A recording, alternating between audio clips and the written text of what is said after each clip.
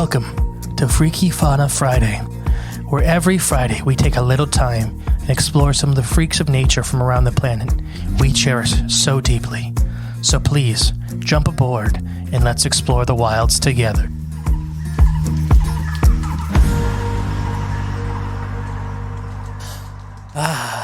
Welcome back to Freaky Fauna Friday. I am the great and peaceful Mr. E. And I'm Jay. Today, we're going to be talking about the whale-headed bird. The what? The whale-headed bird. Whale-headed bird. Mm-hmm. Never heard of such a bird. Yeah, you know this bird extremely well. I do? Mm-hmm. Was that its scientific name or? No, its other name is the Shoebill Stork. Oh, that's different. Oh, okay. Yeah. I thought we already did this one, but it's because we talk about it a lot on Cryptids of Corn. Right, the other show. And I searched and I didn't see it pop up. So No, we've never done it on Freaky Fauna Friday. the shoebill is a large, elusive, stalk-like bird with a prehistoric appearance due to its oversized shoe-shaped beak. It's like a big dinosaur. Yep, I mean, they are. Shoebills are found in East Africa's freshwater swamps and marshes, including Uganda, Sudan, Dominican Republic of Congo, Zambia, Kenya, Ethiopia, Botswana, and Tanzania. So a lot of Africa. Yeah, I mean, the African, like the Congo River Basin and that kind of stuff. Okay. And it can kind of be found anywhere in there. Its distribution is frequently associated with the presence of... Oh, wait, I remember this. Yeah, it's some kind of fish, right? There's a fish and a plant. Oh. That if you find the fish and the plant... Together. There'll be shoebill storks there. Oh, interesting. I can't remember, though. It is papyrus vegetation, aquatic papyrus, and lungfish. Lungfish. There's actually a shoebill and a lungfish in this room. Oh, wow. That's true. Now we just need the papaya vegetation. Yes, there's a reason for both of those things.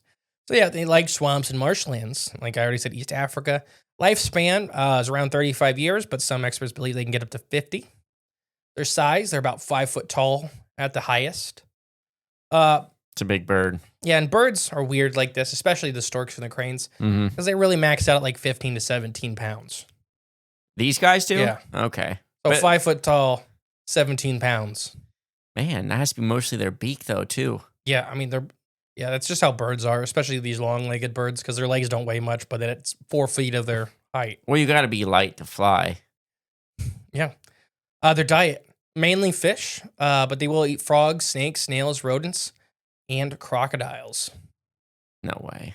Mm-hmm. Well, babies, right? Yeah, it's baby I was crocodiles. just say, Really, the only predators they have is humans and crocodiles. the adults. Mm-hmm. Top speed flying is around 30 miles per hour, but that was a pretty dramatic individual. They're normally very slow flyers. Conservation status is listed as vulnerable. Yeah, Right. makes sense. Shoebill storks were previously thought to be storks, but genetically, research has reclassified them as a member of the Pelicacina forms in the family Bellicacinidae, which is large water birds, genetically closer to pelicans and herons. Okay.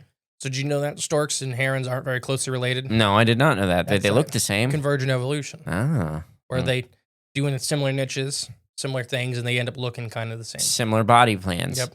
So yeah, these guys are actually more closely related to like pelicans and herons than they are storks. Okay. Interesting. Mhm. The ancient versions. Of Those, I don't know, those animals. I don't know.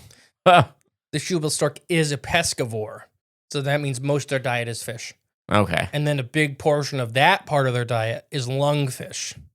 They also like bichirs, tilapia, and catfish. Okay. These are all wetland species. But they prefer the lungfish of yeah. all. Yeah. However, they do occasionally hunt and eat other prey, such as frogs, lizards, water snakes, snails, rodents, and crocodile babies. Okay. In some parts of their range, they are the #1 predator of crocodiles. Oh, wow. Yeah, because you don't really hear of much things eating crocodiles at Yeah. all. But they're voracious for the babies. Okay, Like, so they're seeking eating them whole out. nests and stuff like that. Yeah. The shoebill is an extremely tall bird with long, spindly legs, allowing it to stand in the swamps and aquatic vegetation while it hunts. The shoebill averages, like I said, between 4 to 5 feet tall, weighs 9 to 15 pounds. The average wingspan is between 7 and 9 feet. That's big. Yeah, they're a big bird all around. Mm-hmm. The shoebill population is particularly difficult to evaluate with accuracy due to where they habitate and their very, very exclusive nature. Okay. But it is for sure in decline. Yeah. I mean, we knew that. They're on the red list, right? Yeah. It's estimated between 5,000 and 8,000 individuals left in the world total. That's actually more than I thought. It's not a lot because the range is huge. Right, yeah. So it's not like these are endemic to one mountain and there's 8,000 of them left. Yeah. They're endemic to pretty much all of North Africa and there's 8,000 of them left. It's a pretty big range. And then, that's if there is 8,000. BirdLife International has classified them as vulnerable due to habitat destruction, disturbance, and hunting. Shoebills have very specific habitat requirements for breeding, nesting, and hunting. Their swamps and marshes are generally being transformed into agricultural land, pasture for cattle grazing. Mm-hmm. So people are draining their swamps to literally make cattle pastures. Cow pastures. Mm-hmm. What do you think? Poor guys. They're losing their... Well, is that why they're all coming here? Or is that another reason? That's because they're the most expensive illegally trafficked bird in the world. Oh, no. Yeah, that's not good. That's the bad fact for them. I think when we did it on Cribs of Corn, they were selling on the black market. One of the guys found them, I think $175,000 a bird or something like that. That's so crazy. So I mean, they're a cool looking bird, but come on. And they're very sensitive. Their appearance and their personality are very different. Okay. They're very shy. They're very skittish.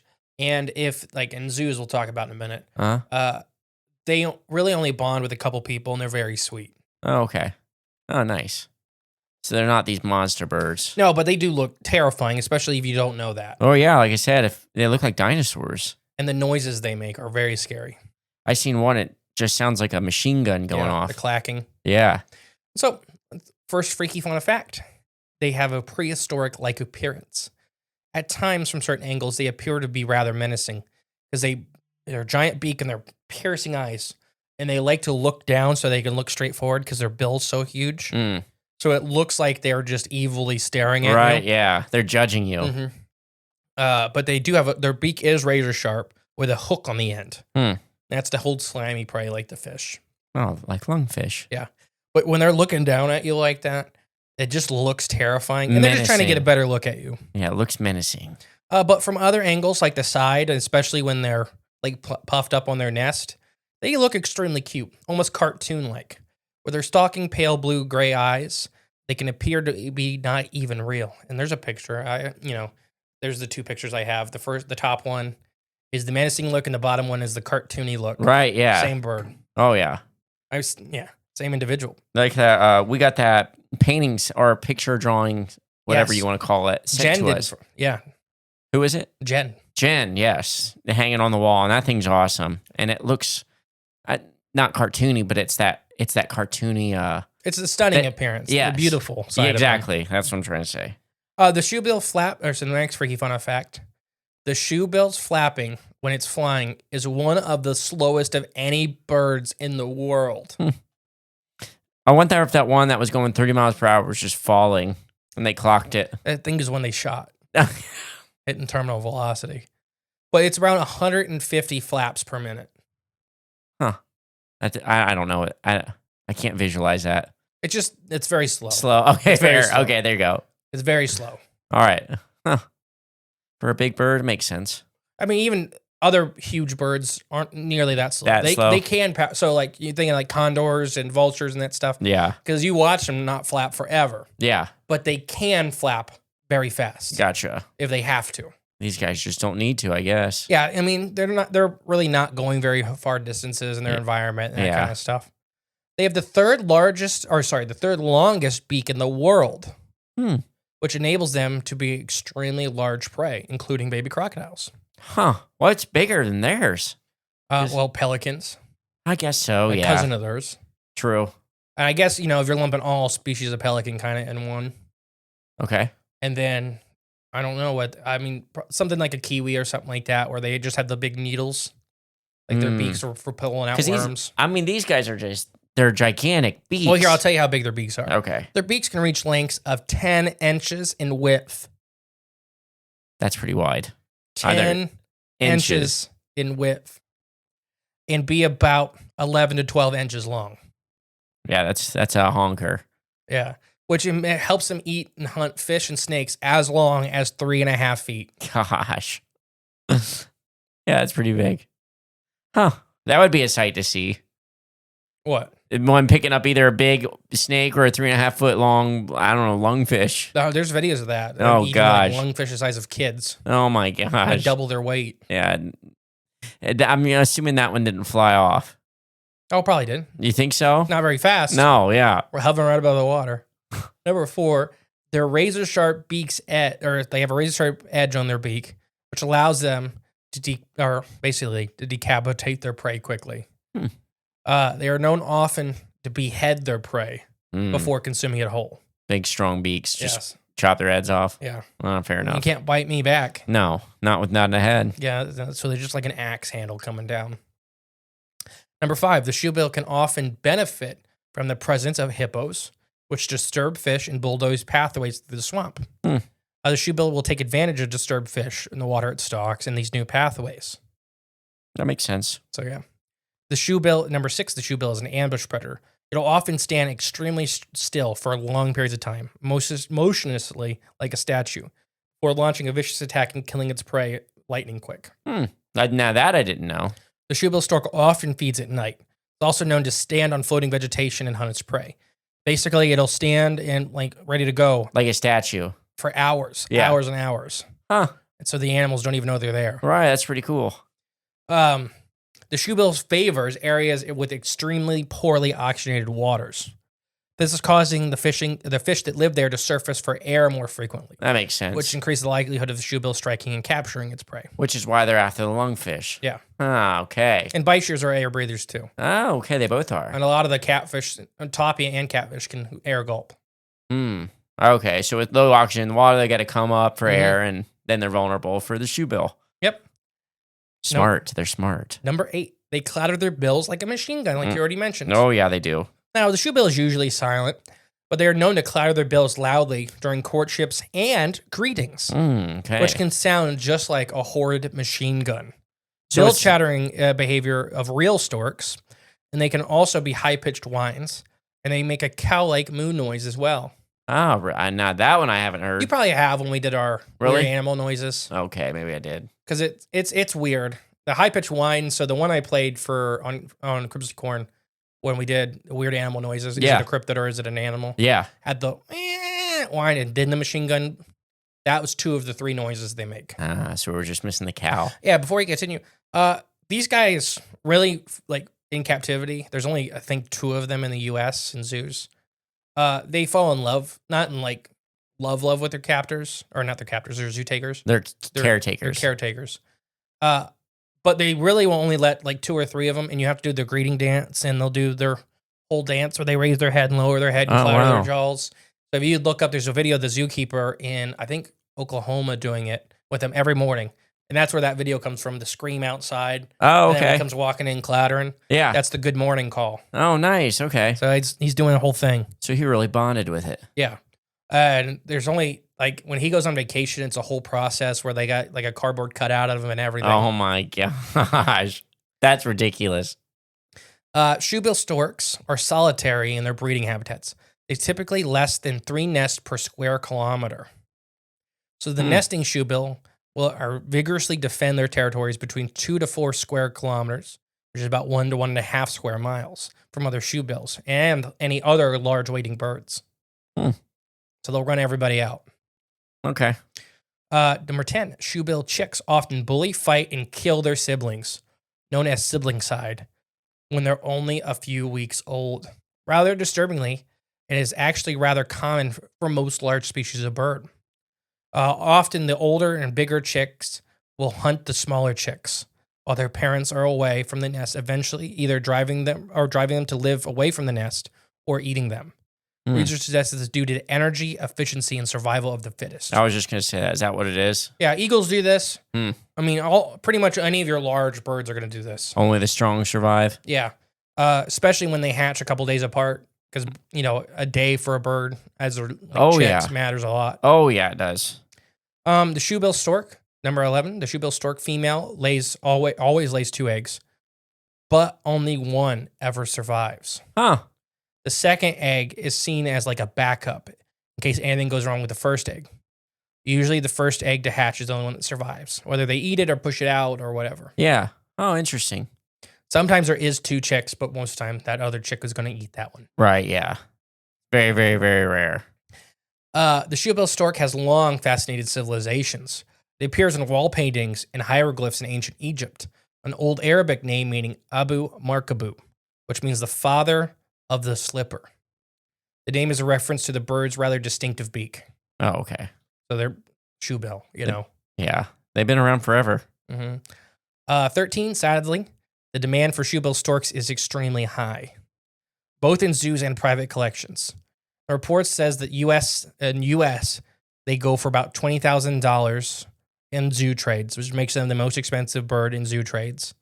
So, like, zoos are literally buying them from other zoos and stuff like that. That's such a huge number.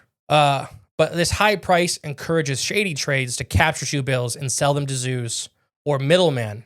And if they're going into private collections, they can go all the way up to $200,000 a bird. That's so crazy.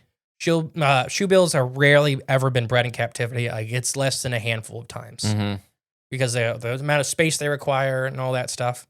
Well, they're intelligent too. Yeah. Yeah. And I mean, they have huge habitats in the wild. Yeah. You know, so if they don't feel comfortable, not that they're uncomfortable in zoos, because some of the 2 I can think of in the U.S. I think are pretty well taken care of.